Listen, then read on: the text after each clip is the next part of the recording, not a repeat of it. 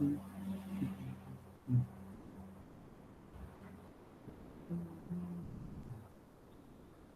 começar então, pessoal. O pessoal vai entrando aí, seguindo a aula da manhã, na aula 25 aí da frente 3, né? Biologia 3.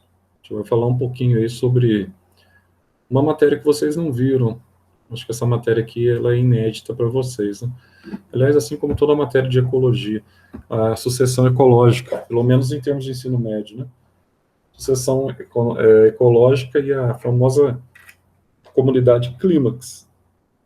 Vamos falar um pouquinho sobre sucessão, como que você tem a implantação de um bioma em um determinado local, tá? Então, você pode ter, por exemplo, um local que nunca foi habitado, um local virgem, por exemplo, vamos chamar assim. De repente, você começa a ter ali uma biodiversidade naquele local. Então, você começa a ter vegetação, você começa a ter alguns animais. Então, você tem a implantação, tá, de uma comunidade de seres vivos naquele local que não havia nenhuma habitação. Esse processo que leva à implantação dessa comunidade de ser vivo ou de seres vivos nesse local, nós chamamos de sucessão ecológica. Ou seja, você tem uma sucessão de eventos que levam, tá, à implantação dessa nova comunidade ou biocenose. Lembrando que, quando nós falamos em comunidade ou biocenose, ao contrário daquilo que a língua portuguesa nos traz, né, comunidade é a interação entre várias populações de seres vivos. Então, o conceito biológico, ecológico de comunidade é um pouquinho diferente, né, quando a gente fala assim, olha, eu tenho uma comunidade de alfenenses. Tá, na língua portuguesa está correto, mas ecologicamente falando, quando nós estamos trabalhando com essa expressão comunidade ou biocenose, nós estamos nos referindo, tá, a indivíduos de diferentes espécies interagindo simultaneamente. Quando nós queremos, em ecologia, falarmos acerca de uma única espécie, nós mencionamos apenas a população, ok? Então, como é que eu tenho a implantação de uma comunidade de seres de espécies diferentes em um local totalmente, muitas vezes, inóspito, numa situação totalmente desfavorável? Como é que a vida chega a esse local? Como é que a biodiversidade chega a esse local? Através desse processo que nós chamamos de sucessão ecológica. Aí vale nós destacarmos mais também alguns pré-requisitos aqui fundamentais. Quais seriam esses pré-requisitos? Primeiro pré-requisito. Zé, quantos tipos de sucessão eventualmente pode vir a cair na minha prova? 3 tipos. Tá? Guarde bem. 3 tipos. Nós vamos falar aqui nessa aula, inclusive. Zé, então são 3 tipos? São 3 tipos. Eu vou ter a sucessão primária, a sucessão secundária e a sucessão destrutiva, que a gente vai abordar de uma forma bem simples para você entender essa questão da sucessão destrutiva. Então, veja você. Quando eu falo para vocês em sucessão primária, no que eu estou me referindo? Sucessão primária é quando você tem uma área totalmente inexplorada, vamos dizer assim, em termos de vida. Não surgiu nada de vida naquele local. Isso é o que nós chamamos de sucessão primária. Então, se você for, ou se a natureza, ela for implantar vida no alto de uma rocha, que está no alto de uma colina, onde só havia aquela rocha, se a natureza ela vai desenvolver um mecanismo para que algum tipo de vida chegue naquele local, esse processo de implantação dessa comunidade no alto da rocha, rocha que está nua, nós chamamos de sucessão primária. Por que sucessão primária? Porque ali era um local virgem. Nunca houve vida outrora naquele local. Então, a primeira vez que está chegando vida, sucessão primária. Agora, imagina que você tem debaixo de um grande vulcão, sei lá, na Itália, você tem o Vesúvio, tá? Aí, de repente, você tem todo um processo de arborificação, de mata, logo abaixo das imediações do Vesúvio, uma situação. Aí imagina que esse Vesúvio, ele entre em erupção. E ao entrar em erupção, você tem aquela descida daquela massa quente, tá? Que está descendo ali, que está vindo a partir, né, do centro da Terra. Então está descendo, escorrendo, e essa massa de fogo quente, de elemento quente, ela vai então destruindo tudo, toda aquela vegetação, todo aquele bioma que está ali nas imediações. Tá? Ou ainda imagina que você teve um tsunami, lembra lá do tsunami de 2004, na região da Indonésia. Você tem um tsunami que, em grande parte ali florestal, você tem a destruição massificante dos biomas que ali estavam. Você teve a destruição. Né? Ou outras situações aí que envolvem situações climáticas, tá? Que venha destruir esse bioma. Bom, como é que eu tenho? Vamos pegar a floresta amazônica. Num movimento antropomórfico, vamos chamar assim, no movimento do homem, em sentido de depredação da floresta amazônica, nos últimos anos, e nesses últimos 2 anos, mais intensidade de depredação, e também nesse ano especificamente com relação a 50% da fauna e da flora do Pantanal mato-grossense, você teve ali uma destruição com as queimadas. Agora, será que a natureza ela tem uma resposta ao longo dos anos para tentar reimplantar-se naquele local o mesmo bioma que nós tínhamos outrora? Nós temos essa resposta, tá, da natureza. Quando você tem um bioma estabelecido e esse bioma é totalmente devastado, quer seja por uma causa natural, quer seja por uma causa, tá, humana, por intervenção humana, ou Fukushima, no Japão, 2011, a usina nuclear deu problema. Então, a natureza ela vai tentar corrigir a sua estrada, tá? Como que ela vai corrigir? Através da sucessão ecológica. Se a sucessão primária ela acontece num local onde nunca teve vida e agora passa a ter uma biodiversidade, na sucessão secundária é o inverso, nesse sentido. É um local que tinha vida, essa vida foi arrebentada, imagina 50% do Pantanal hoje, tudo queimado. Então essa recuperação natural do bioma referente ao Pantanal mato-grossense, essa recuperação natural, nós vamos chamar de sucessão secundária. Tá? Então, essa basicamente é a diferença entre a sucessão primária e a sucessão secundária. E sucessão destrutiva, Zé? A gente vai ver que a sucessão destrutiva é aquela que nunca vai atingir um ponto que nós chamamos de clímax. Ela nunca vai atingir o clímax. O que é o clímax? Então, a gente vai, então, destrinchar agora as etapas da sucessão para a gente entender a última etapa, que é a comunidade de equilíbrio, a partir do momento que você tem a formação daquilo que nós chamamos de clímax. Então, vamos entender aqui essa etapa e vamos entender o que é esse clímax, tá? Como é que nós enxergamos todo esse processo.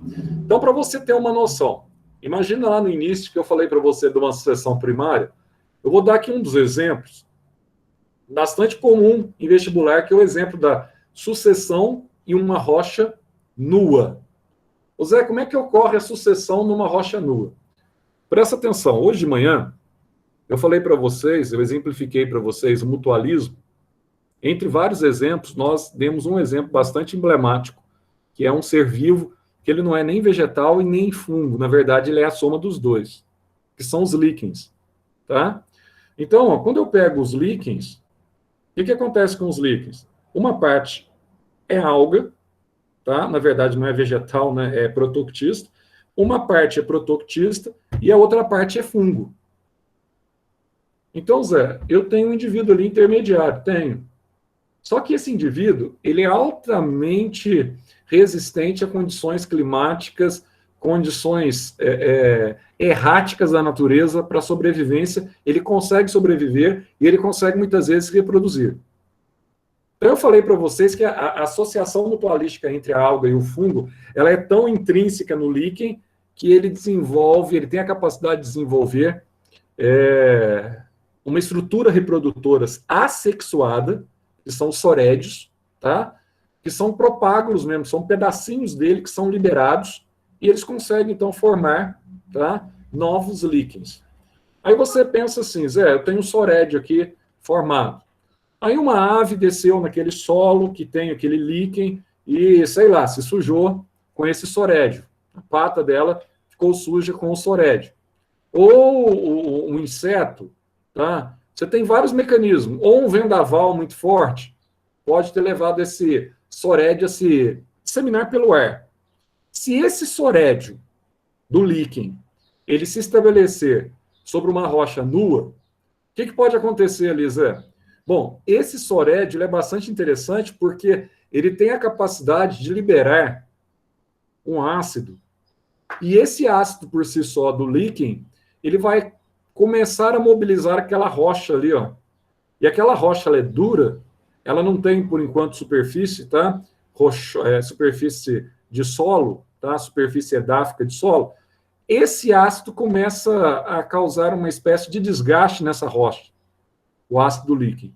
E esse ácido líquen, ao desgastar a rocha, ele vai formar uma espécie de solo. E esse solo ali formado, ele cria um substrato já com sais e minerais, tá? E também com uma maior capacidade, porque a água bate na rocha e escorre. No solo, a água é retida pelo solo. Então, esse pré-solo que é formado ali, cria um substrato ideal para a manifestação de outros seres vivos. Então, eu tive ali o que nós chamamos de comunidade pioneira, que é a palavra em latim, você escreve ecsesis, tá? Com C e S no fim. Ecsesis, você escreve no latim. Toda vez que você vira essa palavra ecsesis, numa prova, você vai estabelecer a conexão com a comunidade pioneira que está se estabelecendo naquele local. Então, quem foi a minha comunidade pioneira? A minha comunidade pioneira foi, então, o líquen, tá? Então, ele foi se desenvolvendo naquele local, e o próprio líquen em si, ele tem aquela capacidade esponjosa também, ele auxilia, aí dá uma chuvinha, ele absorve água, tá? Aí imagina que ao longo do tempo, que os líquens vão ali se desenvolvendo, imagina que uma ave portadora do esporo de um, sei lá, de um musgo, está passando por ali, e esse esporo acaba caindo, ou a ave acaba pousando, principalmente as águias, os gaviões, né? Acaba pousando naquele local, tá? E deixa cair ali um esporozinho, ou mesmo esse esporo, ele é trazido pelo vento. Aí, nesse local, começa a se desenvolver a segunda etapa de uma sucessão ecológica, que é a comunidade que nós chamamos de comunidade de transição. Nossa, Zé, comunidade de transição. Sim. Ô Zé, mas essa comunidade de transição, como é que nós chamamos ela? De seres. Escreve seres mesmo, no latim, tá? Ou seja, seres significa que você vai ter uma biodiversidade se formando ali. Não são mais só líquens. É a comunidade que vai se estabelecer ali para ter condições de estabelecer uma comunidade de equilíbrio. Ah, então, Zé, aí os seres ali, pode ser os seres ali, pode ser, por exemplo, um musgo. Pode. O esporo germinou, e ali, então, sobre aquele solo, começa a formar, então, um musgo. E esse musgo, ele é uma comunidade de transição, que é a segunda etapa de uma sucessão primária ou secundária. Eu estou dando o exemplo de uma primária na rocha nua, daqui a pouco eu dou o exemplo na sucessão secundária. Aí, o que vai acontecer com eles? Vai acontecer um detalhe muito legal e muito interessante, tá? Com o passar dos anos, ele vai ser substituído. Ah, ele vai ser substituído? Vai. Então, ó, quando ele sai dessa comunidade de transição e chega na comunidade de equilíbrio, ou seja, equilíbrio é a mesma coisa que nós colocamos, vocês têm aí na apostila de vocês aqui, ó, comunidade clímax. Então, ó, quando você chega na comunidade clímax, aí pode aparecer naquele local ali gramíneas, pode aparecer naquele local ali pequenos arbustos, vai depender do tipo de semente que vai chegar. Ah, então você já está falando ali de uma provável angiosperma? Sim, normalmente uma angiosperma, seja mono quanto dicotiledônea. Agora, qual que é a característica da comunidade, então, clímax? Então, uma sucessão primária ou secundária, eu tenho, então, 3 etapas. Eu tenho a minha comunidade pioneira, eu tenho a minha comunidade de transição e eu tenho a minha comunidade de equilíbrio, tá? Que vai se estabelecendo ali. Então, comunidade pioneira, o latim a gente chama de ecésis, comunidade de transição a gente chama de séries, e a comunidade de equilíbrio a gente chama de clímax. Ou seja, qual que é a característica do clímax? A característica é que quando você chega no clímax, você tem uma maior biodiversidade e tem um detalhe. O oxigênio que você produz, você consome. Então, por isso que a gente chama de equilíbrio. Por isso que, a partir do momento em que houve teses pertinentes ao processo de sucessão ecológica, e quando esse assunto ele ganha força, a questão da Amazônia ser o pulmão do mundo foi totalmente descartada. Lembra que a gente fala para vocês? Fala assim, olha, pela sucessão ecológica, Amazonas ou qualquer floresta, tá, já pré-estabelecida, ela responde por uma comunidade que nós chamamos de clímax, ou comunidade de equilíbrio. Então, mais ou menos, todo o oxigênio que ela produz no processo fotossintético é por ela consumido. Então, você tem ali a relação, né, de ponto de compensação fótico entre fotossíntese, a relação entre fotossíntese e respiração, elas se equivalem. Então, na respiração, você tem a produção de glicose e oxigênio. Aliás, na respiração, você tem a produção de CO2 e água, que é utilizado pelas plantas para que, pela fotossíntese, produza glicose e oxigênio, que será utilizado na respiração. Então, Zé, ela não é o pulmão do mundo. Não é ela que vai realizar a hematose global. Não é ela que vai realizar o processo de oxigenação do ar do mundo. Não. Tá? Por quê? Porque ela não tem superávit. Ela está em equilíbrio. Ela está em estado clímax. Aí, por isso que hoje a teoria mais aceita é que são as bacilariófitas, né? São as algas bacilariófitas que realizam, principalmente as bacilariófitas, que realizam essa condição de oxigenação do ar. São formadoras aí de grande parte do fitoplâncton, estão sob o mar, são algas microscópicas. Elas que realizam um processo fotossintético e produzem grande parte do oxigênio que nós utilizamos. Aí você fala assim, mas então, Zé, quer dizer que as florestas, então, elas não têm importância em termos de oxigenação? Oxigenação, não. Mas as florestas, como vocês muitas vezes ouvem, por exemplo, o professor de geografia, é o grande ar-condicionado do planeta. Tanto que, se você está numa cidade, quanto mais arborificada essa cidade, tá, menor a sensação térmica que você tem. Tendo em vista a região de Poços de Caldas. Ah, mas Poços de Caldas está a 1.250 metros de altitude. Tá, mas nós estamos a 880. Não é tanta diferença assim em altitude. Tá? Qual que é a grande diferença entre a gente e Poços? A grande diferença, uma das grandes diferenças, é que Poços de Caldas é feita dentro da cratera de um vulcão, foi construído, né, do vulcão inativo, e todas aquelas imediações, você tem rochas, montanhas, e você tem arborificação em torno da cidade. Então, a presença de vegetação na cidade, em volta da cidade, favorece a sensação térmica mais agradável.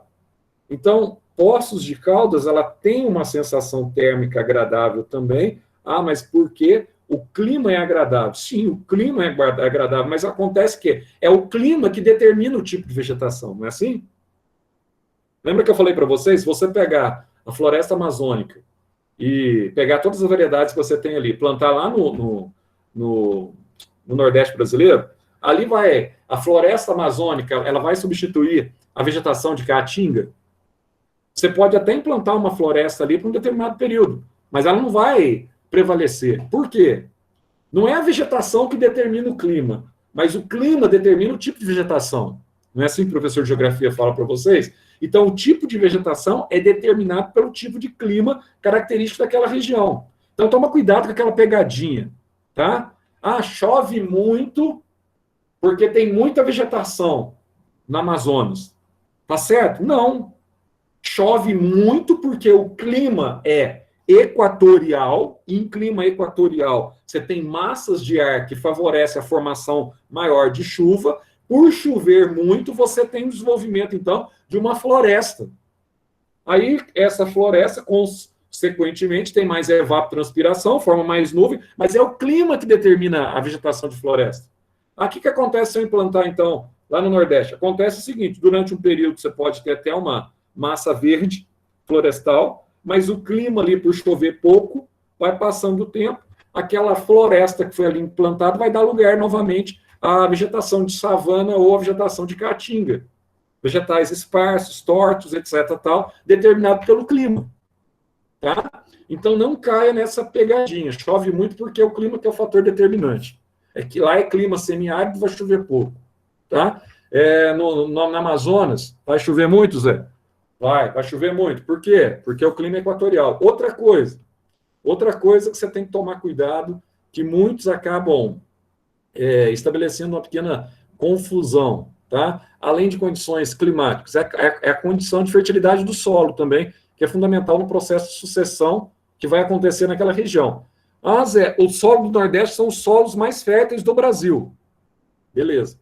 Os solos da Amazonas são os solos mais pobres do Brasil. Verdade.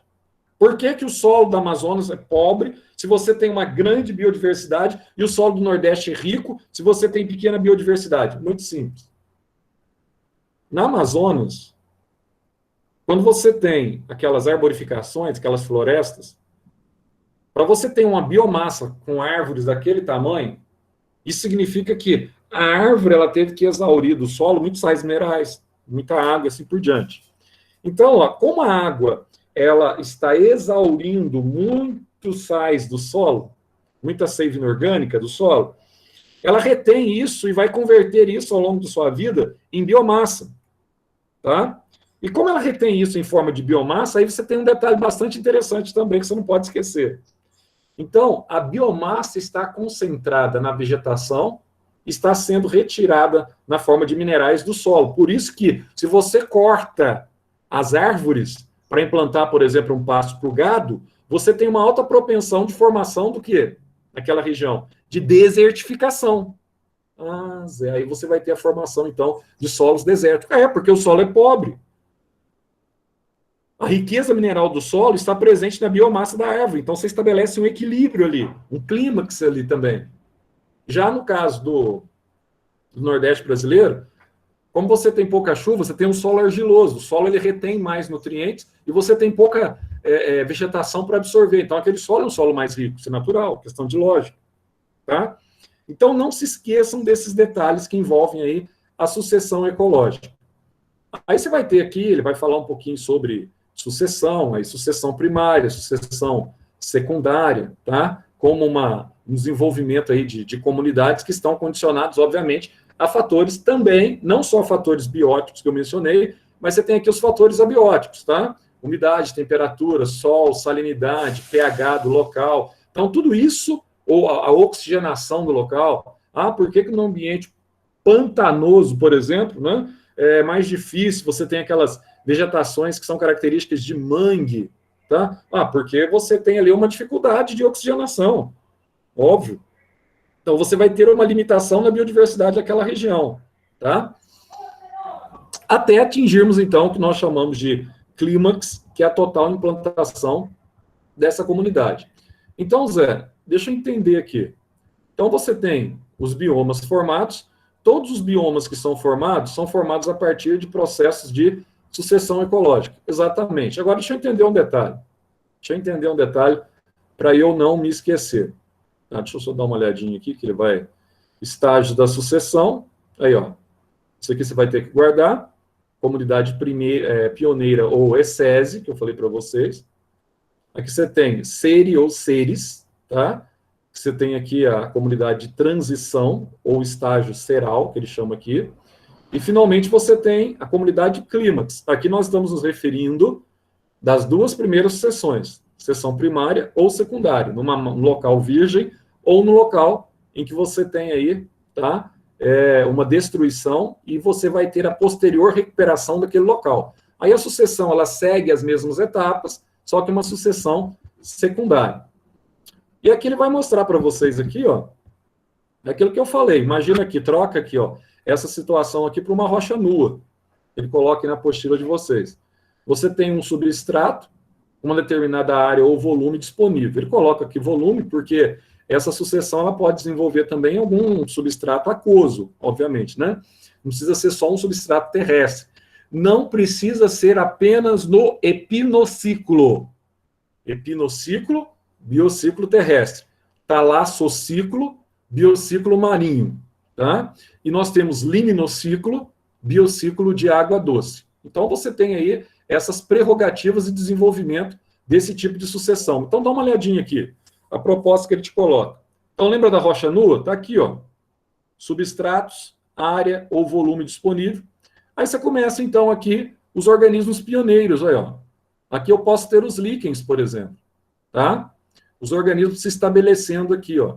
E à medida que esses organismos que estão se estabelecendo aqui, eles vão provocar o que nós chamamos de alterações nas condições ambientais, né, Zé? Vão, porque agora eu tenho uma massa de líquens ali que retém água que antes era impensável eu manter água. Agora eu tenho solo, porque o líquen está degradando, ou está degradando, melhor dizendo, tá? Está levando a corrosão, a rocha para formar o solo, tá? E novos organismos ali começam a se estabelecer. Então eu começo a chegar ali os seres, tá? Aumentando assim a biodiversidade.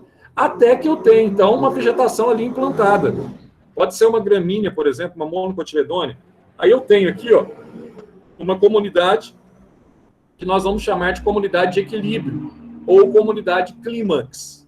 Agora, presta atenção agora em provas agora da Unicamp e da FUVEST. Presta atenção no que eu vou te dizer.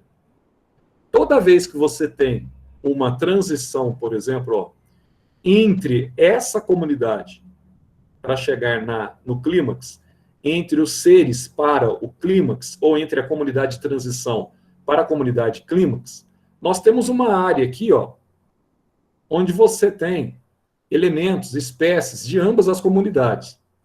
Essa área que estabelece aqui a transição, nós chamamos na ecologia de ecótono. Guarda bem esse nome.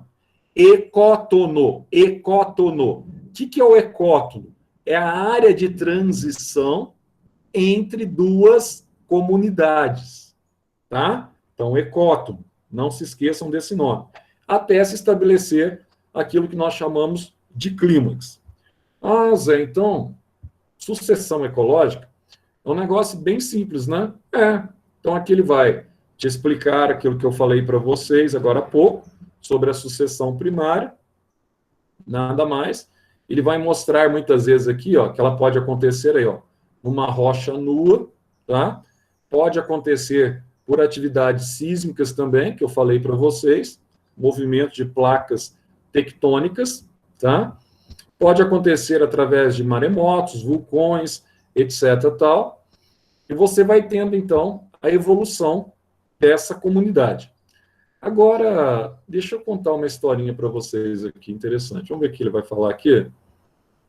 Sucessão secundária, ele vai te mostrar um exemplo aqui da sucessão secundária, e aqui ele vai te mostrar um exemplo de sucessão primária, para ficar bem claro aqui, ó. Então aqui eu tinha uma rocha nua, vai citar o exemplo que eu mencionei para vocês mesmo. É o exemplo, eu achei que não ia ter esse exemplo aqui, mas tem. Você tem aqui a rocha nua, aí os líquens, tá vendo? Pode ser musgos, gramíneas, depende. O que vai chegar aqui? É esporo? É semente de pequeno porte? Tolerante. Aqui você tem sementes fotoblásticas, né, que nós chamamos de sementes fotoblásticas positivas, que consigam germinar na presença de luz, ou excitadas pelo vermelho curto, de 660 nanômetros, né? Aí começa aqui a variedade, gramíneas e arbustos, É lógico que isso aqui não é da noite para o dia, que eu estou falando para vocês. Isso aqui, às vezes, demora centenas de anos para a ocorrência dessa biodiversidade aqui, para atingir esse ponto de biodiversidade. Até você ter aqui, arbustos e vegetação arbórea tolerante à luminosidade, tá? E aqui você vai ter aqui, algumas plantas já são tolerantes e outras plantas são sombreadas. Por exemplo, no meio da floresta, você encontra muitas vezes várias pteridófitas, várias samambaias, várias avencas, que já se dão melhor em ambientes umbrófitos, em ambientes com baixa luminosidade. Então, aqui você já tem uma comunidade clímax. Aqui você tem, então, a característica de uma sucessão primária. Aí, na sucessão secundária, vamos dar uma olhadinha aqui? Vamos dar uma olhadinha, ó. Olha só, ao Brasil de hoje. Sucessão secundária. Incêndio florestal, meter o fogo no Pantanal, tá? Meter o fogo na Amazonas, tá arrebentando aqui com o ecossistema. Então, isso aqui, ó, isso aqui acabou, virou cinza, tá? Aí, olha só, a própria natureza, ela tem condição de se recuperar? Tem, mas isso não é da noite para o dia. E pode levar centenas de anos, como diz lá em cima, tá? Mas, olha só, nesse processo que já tinha vida, aqui você já tem um solo formado. Esse solo formado aqui, ó, ele favorece, tá, a germinação de algumas espécies de sementes que conseguem sobreviver aqui enterradas no solo, sem ação do fogo, que estava na parte de baixo. Então, aí, olha só, aqueles vegetais que são mais resistentes ao calor, à umidade, que são as gramíneas, em 1 ou 2 anos ela começa aqui a se formar, ó. Aí depois vem aqui, gramíneas e algumas plantinhas de porte menor, 3 a 4 anos. Agora, para eu ter novamente regiões altamente arborificadas, e isso esperando somente a ação ambiental, sem a ação do homem de ir lá e plantar, isso aqui pode demorar de 5 a 150 anos. Você está vendo quando a gente fala assim, foi lá, queimou, não, isso aí não tem nada a ver, não. Tipo, a gente não arruma fácil, não. A natureza demora para se recuperar. E se demorar demais e o homem continuar depredando, você vai tendo, então, aqueles processos erosivos do solo, aí você tem desertificação, aí não tem como voltar mais no processo de sucessão para você formar ali uma floresta, tendo em vista que aquele solo ele foi desertificado. Aí você tem aqui, ó, mais de 150 anos, você vai ter novamente uma comunidade clímax. Então, se for deixar por conta da Amazonas, do prejuízo que houve na região do Pantanal, para nós termos a vegetação característica daquela região como era antes da queimada desse ano, nós vamos até chegar lá no ano de 1170, tá bom? No ano 1170, né? Quem estiver vivo até lá vai saber, né, se realmente, né, foi ocupado ou não, se o ser humano já ocupou toda aquela região ali para morar, certo? Então, essa é a sucessão primária, quando você tem um solo inóspito, sem nada, e de repente surge vida. E a sucessão secundária, quando você destrói aquele bioma, e aquele bioma vai se recuperar ao longo do tempo, tá? E aqui ele vai falar também sobre algumas mudanças que ocorrem ao longo do processo de sucessão, tá? Então, essas mudanças aqui, ó, estão relacionadas com composição de espécies, tá? Então, inicialmente, ela muda rapidamente, depois, até implantar as comunidades que fecharão o clímax, ela vai mudar lentamente, tanto que demora até 150 anos, tá? Tamanho dos indivíduos. A tendência é aumentar, porque a tendência é que, se for uma sucessão que diz respeito a árvores, por exemplo, ela vai aumentando, né? Aí você chega no estágio que tem a Amazônia, você sabe que você pode encontrar árvores assim facilmente, aquelas árvores muito frondosas, árvores com 2.000 anos, árvores com 3.000 anos. Tem gimnospermas nos Estados Unidos que são catalogados, dá para a gente analisar pelo anel primaveril? Dá, ela tem 3.500 anos. Então é possível. Um zero do céu, 3.500 anos, uma árvore. É o ser vivo, é um dos seres vivos com mais longanimidade do planeta. É isso mesmo, 3.500 anos. Fera demais. Vai aumentar a diversidade de espécies? Vai aumentar a biomassa? Vai aumentar a produtividade primária bruta? Vai. Vai aumentar a respiração? Vai.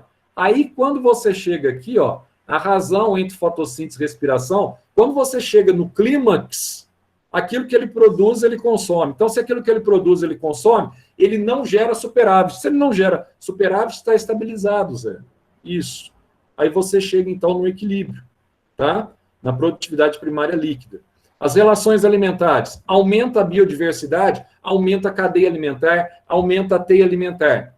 A reciclagem dos alimentos aumenta também, tá? Por quê? Porque você vai ter maior decomposição mais rápida. A conservação de nutrientes no ecossistema também vai aumentar, porque você tem maior biodiversidade. Tá entendendo? Então, isso é fundamental para nós entendermos aí esse processo de sucessão. E aqui, para a gente fechar essa parte, aqui não fala da sucessão destrutiva, né? Mas eu vou falar para vocês de sucessão destrutiva. O que seria essa sucessão, a terceiro tipo de sucessão, a sucessão destrutiva? A sucessão destrutiva é aquela que nunca atinge um clímax. Por quê, Zé? Aí eu vou dar um exemplo para vocês, um exemplo bem simples e bem fácil de você memorizar. Como é que ocorre uma sucessão destrutiva? Aí você tem que estabelecer aqui uma diferença básica na ecologia para você não cometer nenhuma ou não fazer nenhuma besteira no dia da prova sua de vestibular. Então, como é que ocorre uma sucessão destrutiva? Presta bem atenção no que eu vou te dizer. Uma sucessão destrutiva, ela acontece quando você tem o estágio pioneiro e o estágio de transição. Você só não tem um clímax. Como, por exemplo, muita gente, essa aqui é a besteira que muita gente comete em prova de Enem. Muita gente acha que organismo decompositor e organismo que realiza a higienização ambiental são exatamente idênticos. É a mesma coisa. Zé, tem gente que pensa assim? Infelizmente pensa. Tem gente que acha que as bactérias e os fungos decompositores e o urubu, eles atuam da mesma forma, tá? E com a mesma prerrogativa nos biomas. E não é verdade. Então, presta atenção que você vai guardar para mim. Fungos e bactérias, quando a gente falou lá de cadeia alimentar, eu falei para vocês, deixei bem claro que aquilo chama-se nível trófico variante. Por quê? Eles realizam a decomposição. O que é realizar a decomposição? É realizar a reciclagem da matéria. O que é realizar a reciclagem da matéria, Zé? É você transformar a matéria orgânica daquele cadáver, sob a ação de bactérias e fungos, em matéria o quê? Inorgânica. Beleza, Zé, você falou isso mesmo. Na forma de cálcio, na forma de potássio, na forma de sais minerais, que serão novamente utilizados pelas raízes. É verdade, Zé, você falou isso pra gente. Pois é, eu falei. Tá? Então, presta atenção. Uma coisa é decomposição. Outra coisa é higienização ambiental. O que o urubu faz? O urubu, ele tem a mesma propensão, ou o abutre, ele tem a mesma propensão que tem os fungos e as bactérias. Nananina, não. Ele não é decompositor, ele é higienizador ambiental. Guarde bem isso, tá? Então, o que ele faz? Ele desce sobre um cadáver para limpar o ecossistema, para limpar aquele bioma. Então, por que essa sucessão ela é considerada destrutiva? O urubu, ele desceu, quando ele termina de comer o cadáver, não sobrou mais nada, não tem um clímax nessa sucessão. Tá? Então, sempre você guarda na sua cabeça que o exemplo do urubu, ao comer, ao se alimentar de um cadáver, é um exemplo clássico de sucessão destrutiva que nunca vai atingir o clímax. Zé, então entendi agora, entendeu? E outra coisa que não está falando na sua apostila aqui, que eu vou acrescentar para vocês, que é fundamental que você saiba disso. Que é muito comum, aliás, eu já até coloquei uma questão dessa em provas anteriores da Unifenas. Prova da Unifenas, eu falei assim, Zé, por que essa prova do final do ano da Unifenas agora não tem questão de ecologia? Porque sempre tem questões de ecologia nas provas do final do ano, porque essa prova aí é a prova do meio do ano, é a mesma, né? É a mesma prova, então eu não ia colocar, não tinha jeito, eles vão repetir a mesma prova que eu fiz lá no início do ano, por isso que não vai cair ecologia agora, porque senão cairia. Por que você coloca ecologia? Porque ecologia é uma das matérias que mais caem no Enem. Então, o aluno que estava se preparando para a Unifenas, ele estudava as matérias, pelo menos as matérias mais comuns para o Enem. Então, isso nós fazíamos, né, num pacote comum para o aluno.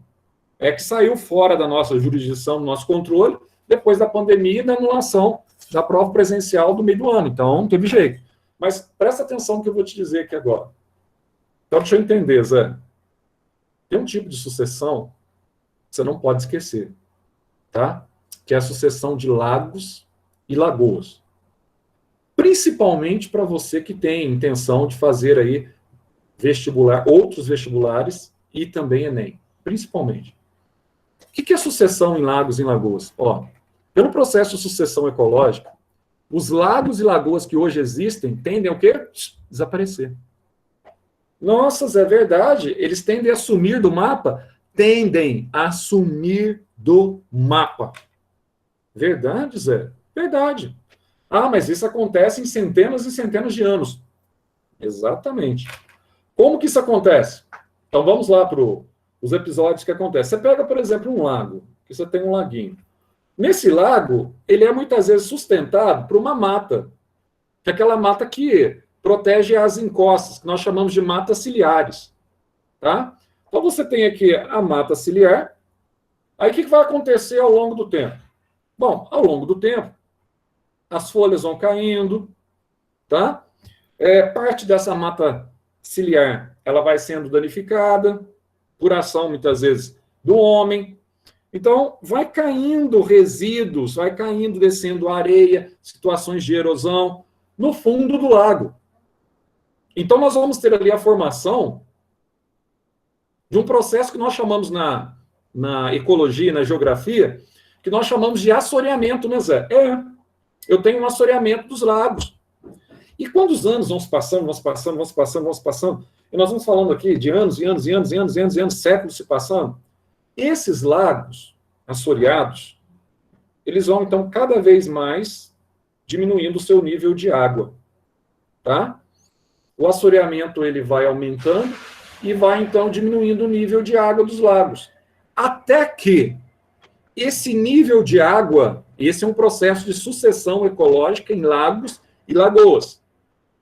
Até que esse nível de água, ele chega no limite, e que você não tem mais um lago, você tem ali um brejo, ou como queira, você tem um charco, a gente chama de charco marginal, que é uma região onde você tem um brejo que representa ali um solo úmido. Nossa, Zé, que legal. Então, com o passar dos anos, esse brejo, esse solo úmido, ele tende a formar um solo convencional. Cadê o lago? Sumiu. Através de que processo? Através do processo de sucessão o quê? Ecológica. Então desapareceu, Zé? Desapareceu.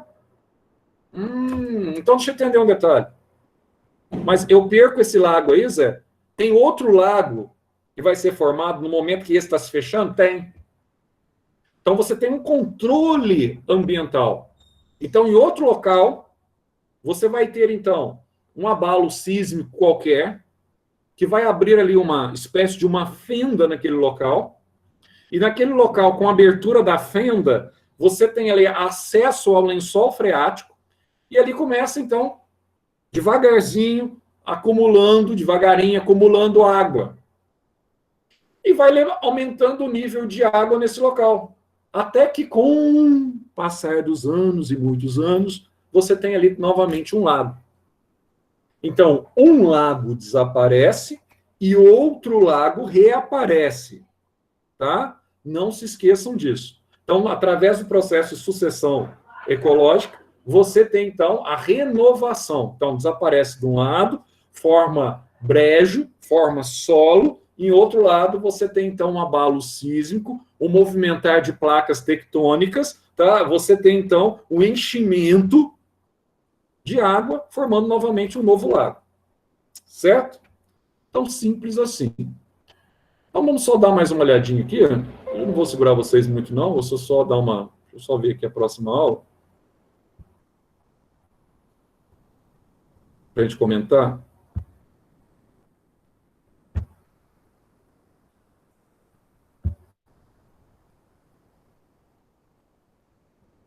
Os biomas. Ah, tá. Biomas. Beleza. Deixa eu ver. Isso aqui é fundamental também para vocês, tá? Então, quando a gente fala de biomas, eu vou introduzir essa aula aqui, não vou me alongar muito não, até no máximo mais uns 15 minutos eu termino com vocês, eu libero vocês. Ou até mesmo antes disso. Então, Zé, sucessão ecológica é um assunto muito importante?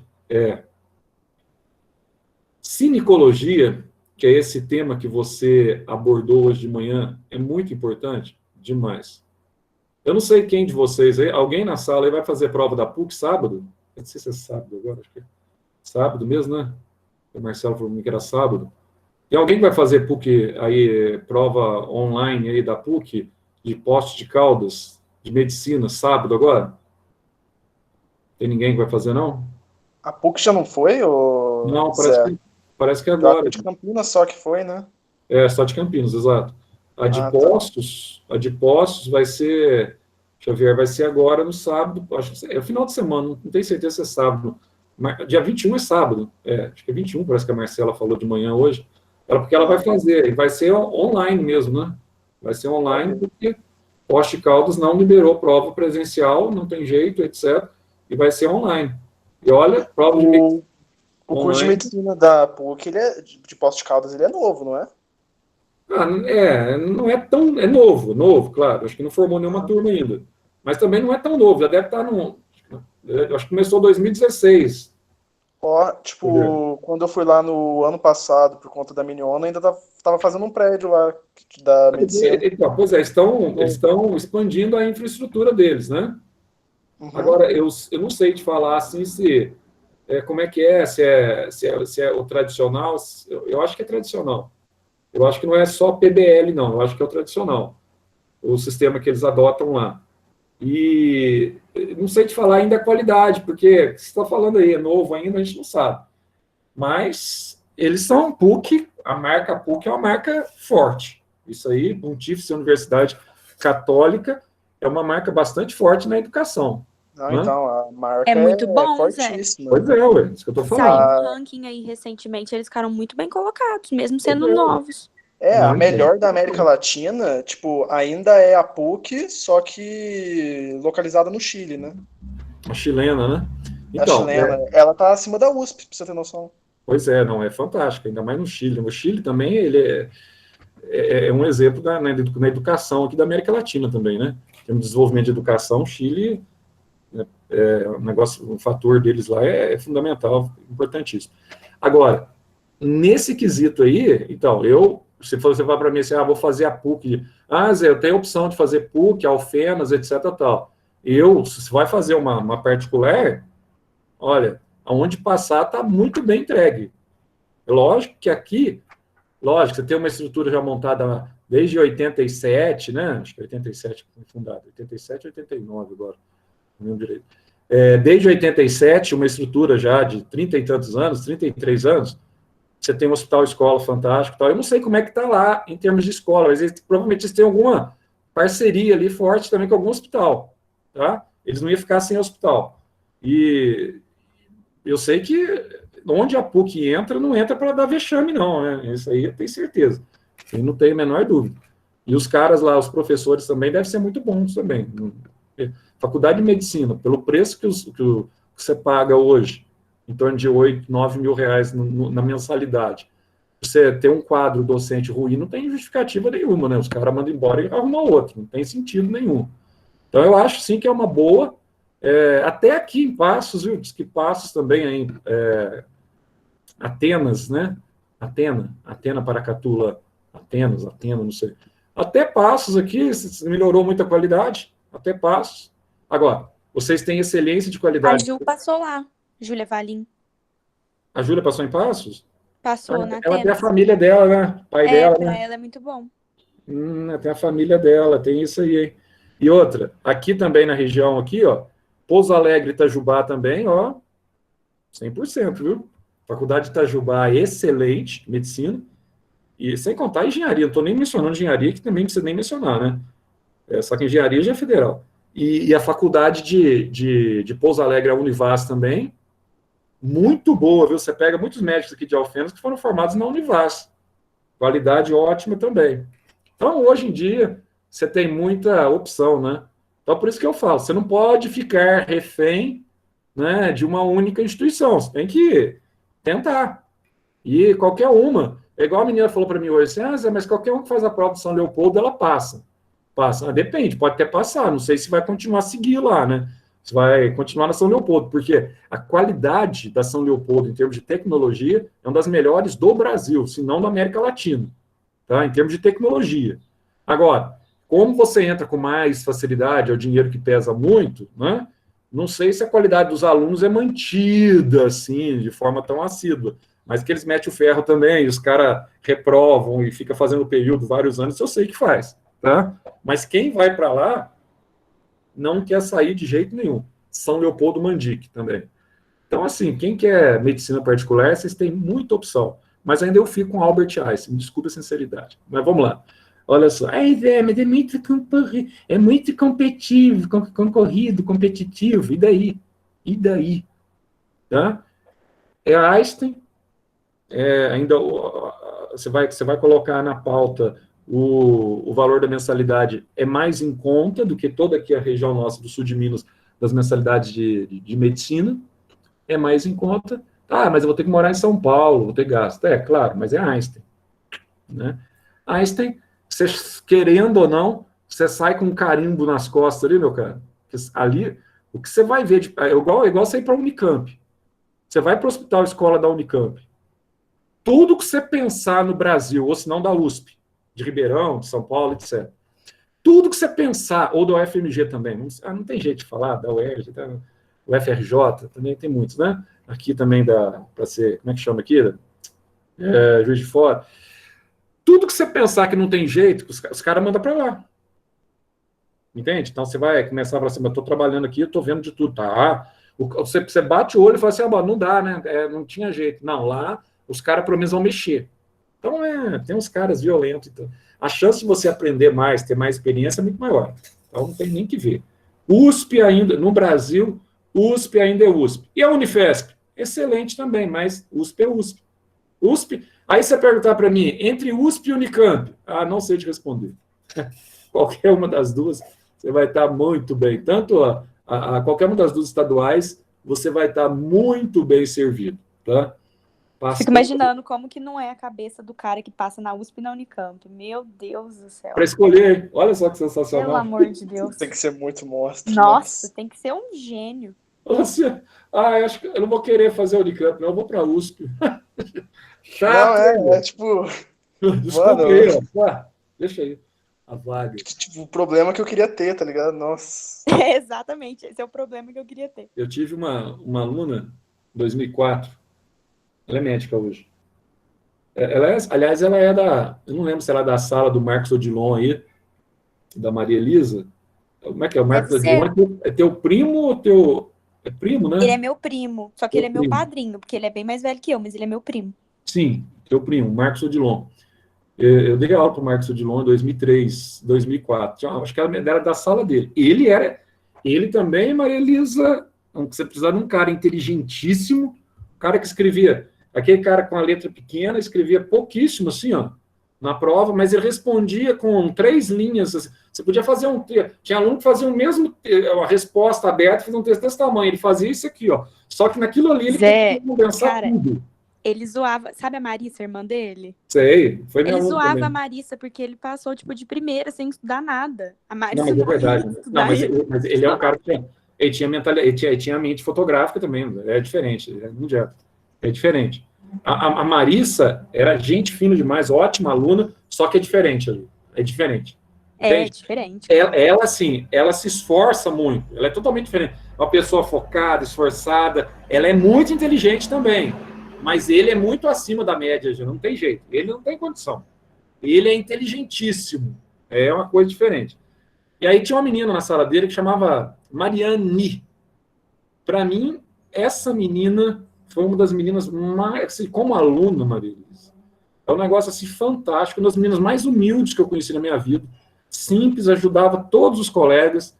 Se dava bem com todo mundo. Uma menina fantástica. Tinha ela e a...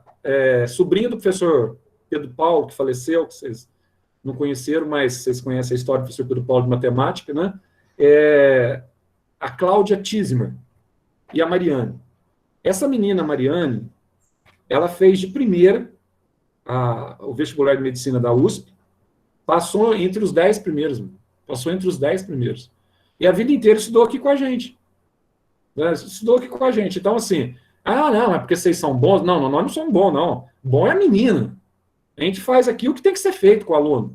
Agora, bom é a menina ter entendido aquilo, ter uma meta na cabeça dela e ter conseguido conquistar. E a menina que queria fazer na época o curso de farmácia era muito, ao contrário de hoje, era muito procurado, aquela coisa toda. E a Cláudia queria ser farmacêutica. Prestou, passou em primeiro lugar na USP em farmácia também. Uma passou em 10º em medicina, a outra passou em primeiro lugar. Aí passaram-se os anos, muitos anos, etc. Tal. Eu estava em frente à igreja aqui, a igreja presbiteriana, a igreja que eu faço parte, ali na São José, perto que esse mercado que tem ali como é que chama ali? Esqueci, Unisul. Né? Antes do Unisul, eu estava andando no passeio ali perto da igreja, encontrei com a Mariane. A Mariane já era médica, tudo. A mesma Mariane. Aquela pessoa humilde, acordada, educada, mesma coisa. Já estava fazendo residência já na época. Tá? Então, assim, tem pessoas que você fala assim, que coisa, né? Como é que essas pessoas têm uma...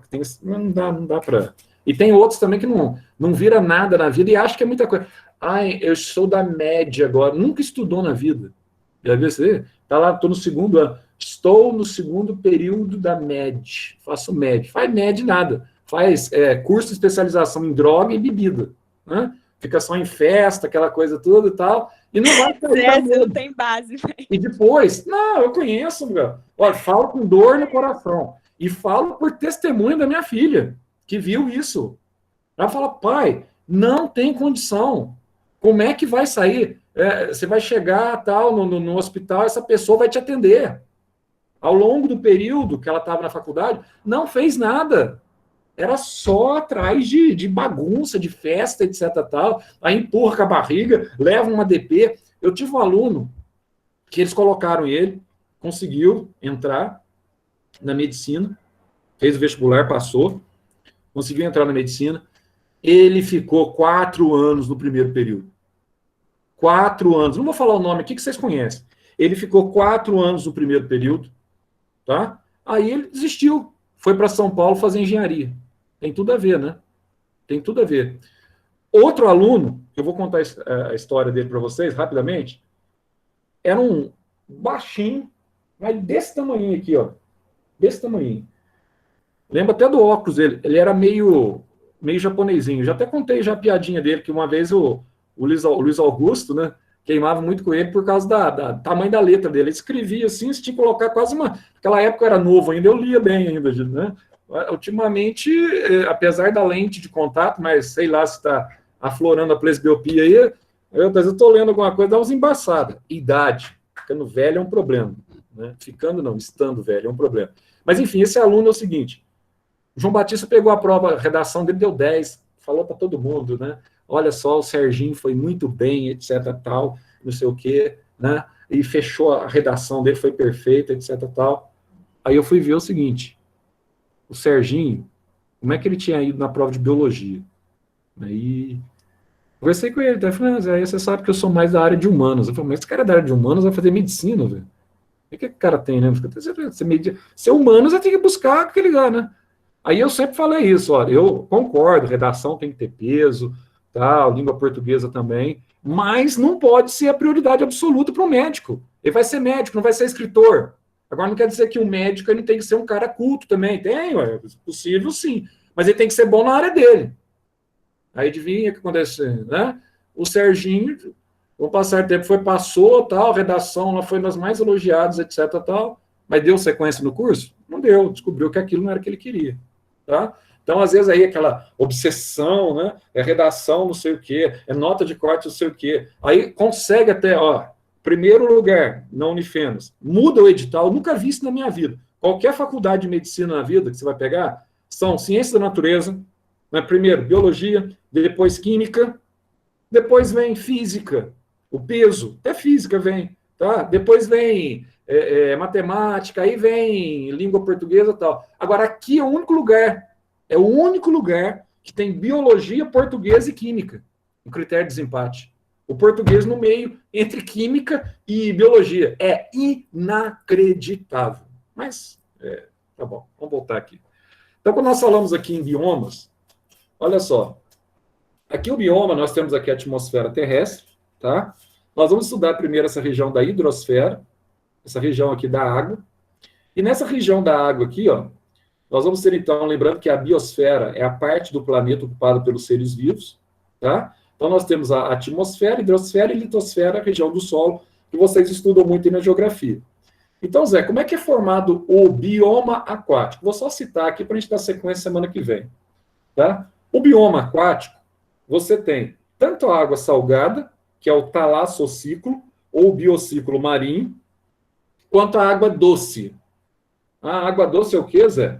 É o liminociclo, ou biociclo dulsalquícola. Ô Zé, então a gente vai ter a oportunidade de ver como é que é a plataforma continental? Vai. Eu vou falar para vocês de uma forma resumida, tá? Semana que vem a gente vai trabalhar mais com esses temas. Só para você já ficar bem, bem ligado nesse detalhe. Ó, você tem aqui 3 regiões aqui marítimas. Você tem a região da superfície, a região do meio e a região do fundo. Como é que chamam essas regiões? A primeira região que eu tenho na superfície aqui, ó, a gente chama de plâncton. Ah, é o plâncton, Zé. Como é que é formado o plâncton? Plâncton é formado por seres errantes. O que é seres errantes? São seres que se movem com o movimento da água. Eles não são livres natantes. Eles não nadam livremente. Quem são eles? Pode ser fitoplâncton, que é formado aí pelas algas, tá? Inclusive essas algas bacilariófitas, que compreende as algas que realizam a hematose, a oxigenação do planeta, tá? E você vai ter também o zooplâncton.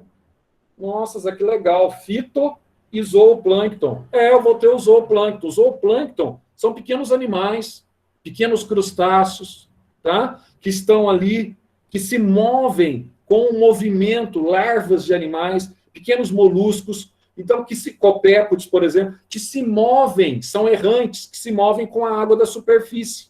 Então, isso é o plâncton. Fito e zooplâncton, camada superficial, que é microscópica. Muitas vezes você não consegue enxergar a maioria dos seus componentes. Logo abaixo do fitoplâncton e do zooplâncton, que é o plâncton, você tem essa região aqui, a mediana, que é o nécton. Ah, então, Zé, o nécton é onde vivem as espécies que nadam livremente? Exatamente. Ali ficam os peixes, na maior parte, os cardumes ali nadando, tá? Ali ficam os golfinhos, os mamíferos, né? As baleias. Ali ficam os tubarões, os peixes condrícteis, tá? Então, eles estão ali, ó. São seres que nadam ativamente. E no fundo? Como é que nós chamamos o fundo? O fundo nós chamamos de bentos. Bento, bentônicos? Bentônico. Planície, planalto, bentônico. É região do fundo. Quem que está no fundo? Depende. Se você está na encosta, por exemplo, nas imediações da região praiana, quem está no fundo ali, você vai ter, por exemplo, equinodermas, que se movem, né, através do sistema ambulacrário, que a gente viu recentemente, sistema hidrovascular. Você tem ali, no fundo, espongiários, tá? Que vão estar aí se fixando, que antigamente muitos, né, achavam que alguns espongiários eram vegetais, não tinha nada a ver, eram animais, né? Até o século XIX, muitos pensavam, classificavam eles como vegetais marinhos. Então, indivíduos que habitam a região do fundo. Então, plâncton, nécton e bentos. Mas aí eu vou ter, então, a região, você vai falar para a gente semana que vem, a região eufótica, disfótica e afótica. O que é isso, Zé? Com relação à luz. A região que tem exposição direta da luz, disfótica, que a luz passa pela lâmina de água, igualzinho quando ela entra no aquário, ela sofre aquela refração, tá? E ao sofrer aquela refração, se ela é de incidência oblíqua, né?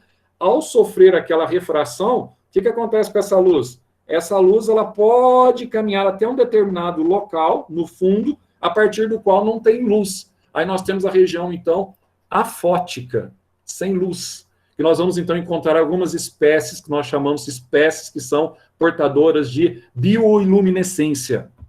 Nossa, que legal, Zé. Mas vamos deixar isso aí para a semana que vem, senão eu vou matar vocês, né? Acho que agora estamos mais tranquilos aí, com relação às aulas, faltam 2 semanas, vai dar para a gente terminar aí, né, o nosso conteúdo, tanto na biologia, quanto na... Ô Zé, deixa eu te perguntar um negócio. Pode perguntar. Você sabe até que dia que vai as aulas normais vão até dia 7 de dezembro, né? Pois é. Aí tem um detalhe. Vamos imaginar uma situação. Até o dia 7, aulas normais. Só que tem um detalhe. Vocês vão ter um período, começa dia 1º. Agora eu não sei se é parte da sala, como é que vai ser. Se vai liberar, se continua as aulas para os outros, eu não sei. Eles não falaram direito sobre isso. Mas vocês têm um período, dia 1º até a prova da Unifenas, um período de revisão da Unifenas, que começa em dezembro. Tá? Pois é isso que eu queria saber. Eu queria saber se depois da revisão da Unifenas, a gente que vai prestar os vestibulares paulistas não vai ter nada. Porque Então, aí eu acho assim, que vocês já deviam eu tô programar. me sentindo meio assim, sabe? Sei Então, lá, não, deriva. O problema é que, tipo assim, a gente trocou essa ideia com o Ivan, sabe? Tipo assim, teoricamente estava programado, E aí só ele que, tipo, simplesmente. não, ele jogou a gente pra escanteio, sabe? Então, Não, tipo, isso não é não. Isso aí você tem que programar. Você tem que programar agora, já com antecedência. Por quê? a gente teve uma reunião com o Ivan faz 2 meses. Não, mas faz tempo já, filhão. Não é. Então, você já... Zé, a questão é que é o seguinte, quando a gente teve essa reunião com ele, a prova da Unifenas estava marcada para o meio de dezembro, para o meio de novembro. Novembro, Aí já o hoje. começo de dezembro era nosso, era revisão para as paulistas. Aí adiou a prova da Unifenas, ele realocou a revisão da Unifenas e não falou nada pra gente. Não, mas vocês têm direito, pô. Então, ou que antecipe, ou que acrescente aulas, por isso que eu estou falando. Esse período que vai do dia 20 aí até esses 10 dias, tá? Vocês têm direito, conversa. Mas eu vou ensinar um detalhe para vocês que talvez seja mais efetivo. Vocês não conversam direto com o Ivan, não. Conversa com o Vanderlei primeiro. O Vanderlei, ele está muito empolgado com relação a essas questões aí. Então, quando eu cobrei dele a revisão das temas, que o pessoal estava reclamando para mim que não ia ter, não sei o quê, que os professores não estavam querendo dar, eu cobrei do Vanderlei. Aí o Vanderlei conseguiu esse encaixe. Só que, por outro lado, tem outro detalhe nessa história aí. Será que vai ter a prova da Unifenas mesmo? Essa é a grande pergunta. Mas tipo... Então, mas o Ivan falou que está confirmado, tipo, certeza absoluta que vai ter. Ele não falou isso esses dias, mas não sei, né? Não, por enquanto... Já tem uma porrada de gente tendo aí vestibular presencial aí por aí afora. Eu acho que eu vou abrir a perna e falar, tipo assim, quer saber? Vamos desistir. Eu acho que não. Vai ter sim, Zé. Eu vou fazer uma, sabe a FAMEMA? Dia 6. Vai ser agora dia 6. Eu vou lá em São Paulo fazer. Não tem por que não ter da Unifenas aqui. Eu acho que vai ter sim. Lá em Ribeirão. Mas aqui em Alfenas tem um problema aqui entre governo municipal e a Unifenas. Né? Então, eu não sei. E o atual prefeito foi reeleito. Então, tem uma briga aqui, nesse sentido, eu não sei, entendeu? Se há predisposição do governo municipal, porque se o prefeito não liberar, não é questão da Unifenas. Pela Unifenas teria a prova, mas, por exemplo, por que Salvador já bloqueou? Qual que é a outra lá? Foi no Mato Grosso do Sul, né? Mato Grosso do Sul, se não me engano, também. Também Campo Grande, Mato Grosso do Sul. Também não vai ter mais a prova da Unifenas. Já saiu do edital. Agora, eu não sei aqui, eles vão esperar até o limite, né, para ver se vai ter ou não. Agora, aí eu não sei se vai alocar essas pessoas, por exemplo, Poços pode ter? Se vai ter no campus de Poços, por exemplo, então quem está aqui pode ir em Poços fazer? Eu creio que possa acontecer isso também, entendeu? Então, assim, a gente não sabe ainda, está tudo muito no escuro. A gente precisa de determinação, aí precisa do poder público estabelecer, Alfenas tem condições. Eu acho que o prefeito daqui, o atual prefeito e o futuro, né, com relação à abertura da cidade para a vinda de pessoas de fora para fazer a prova, eu acho que vai ter um pouco de resistência por parte do Luizinho, por parte do prefeito. Tá? E tem um outro lado, que já passou até na IPTV, que eu já falei para vocês.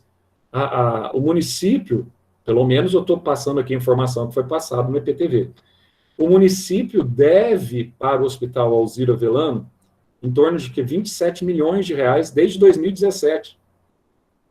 E o município não paga, não repassa essa verba que veio do Estado, supostamente veio do Estado, e não foi repassada para o Alzira. Né? E o Alzira chega num ponto que não tá ali atendendo pelo SUS, mas para eles não está sendo... Entende? Qual que é o fator que está ajudando para atender pelo SUS? Não está compensando tanto nesse sentido. Então, existe essa briga aí, né? você cobra, o município não paga e tem essa questão aí de um fazer. Então, vamos esperar para ver.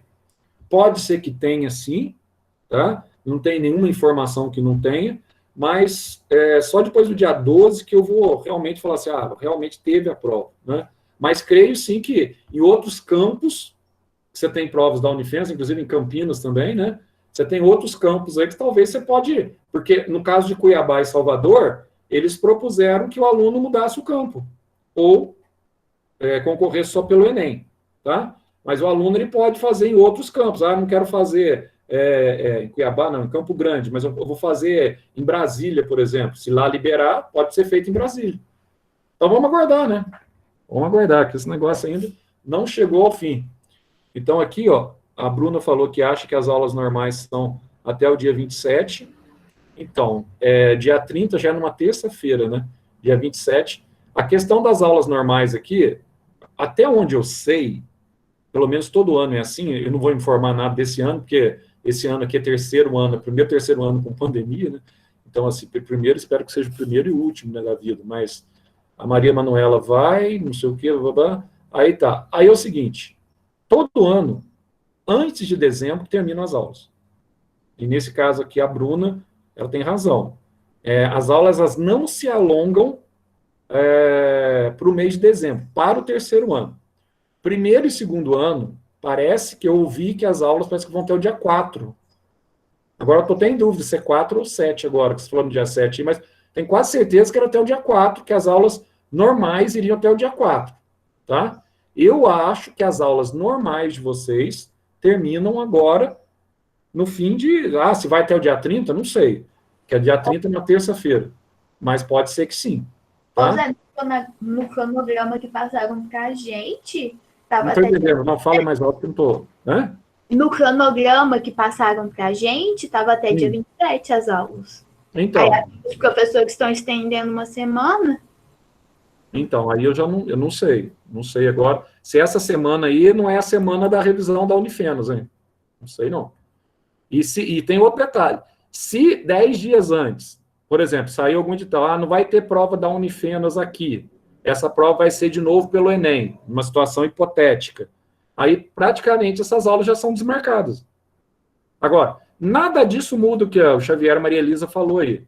Quem vai fazer FUVEST e Unicamp tem que brigar para ter aula focada em FUVEST e Unicamp. Isso é natural, é direito de vocês. O que acontece é o seguinte, até lá o dia 15, 16, 17, os professores todos estão à disposição, estão, né, nos seus horários à disposição. Então, é só uma questão aí de enquadramento, tá? Vamos lá, então, ó. Ana Clara. Ana Clara estava aí, não estava? Bruna. Bruna acabou de responder ali no WhatsApp. O Caio. Beleza. Carol Gama. Ok. Carol Leal. Presente. Ok. Felipe. Beleza. Gabriela. Gabi Costa. O Guilherminho. Oi, Zé. Presente. Ok. Xavier. Tô aqui. Ok. Gustavo. Beleza. Isadora. Ok. Júlia. Júlia Marangão. Presente. Ok. Lívia. Maria Elisa está aí. Ô, Zé, você tem me dado presente, hein? Tá, a Juliana. Olha, mesmo, Juliana. Eu pulei aqui, foi mal. A Laís também. Falou muito rápido. Foi mesmo. Lívia. A Laís, eu puxei aqui a Laís Brusadelli. Maria Fernanda. Maria Fernanda, beleza. Maria Laura. Maria Laura. A Mavi. Ok. Maurício. Beleza. Paulo. Opa. Beleza, meus caros. Então vamos aguardar aí, tá? E semana que vem nós voltamos com vocês aí. Fortes emoções. Tchau, tchau. Tchau, Zé. Tchau, Zé. Falou. Falou, Zé. Até mais, meus caros. Tchau, tchau. Falou, Zé. Valeu.